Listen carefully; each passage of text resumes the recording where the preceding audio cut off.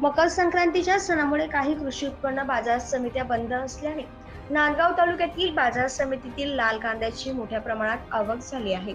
मात्र कांद्याचे दर 1600 ते 1700 रुपये प्रति क्विंटल पर्यंत आल्याने शेतकऱ्यांमध्ये नाराजीचे वातावरण दिसून आले. मी नांदगाव मोरजर येथील रहिवासी असून मागच्या हप्त्यात माझा माल 2200 रुपये गेला असून आवक वाढल्या या कारणाने आज तो फक्त 1600 रुपये गेलेला आहे.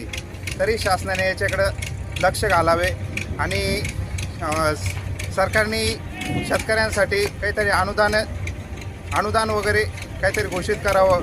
खूपच आवक म्हणजे परवडत नसल्या कारणाने कांदा परवडत नसल्या कारणाने काहीतरी मदत जाहीर करावी.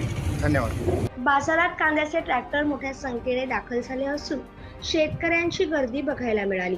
परंतु अपेक्षित दर न मिळाल्याने शेतकरी वर्ग अस्वस्थ आहे. शेतकऱ्यांची मागणी आहे की शासनाने कांद्याला योग्य दर मिळावा, यासाठी त्वरित उपाययोजना करावी. Maharashtra news 24 channel, Nandgaon.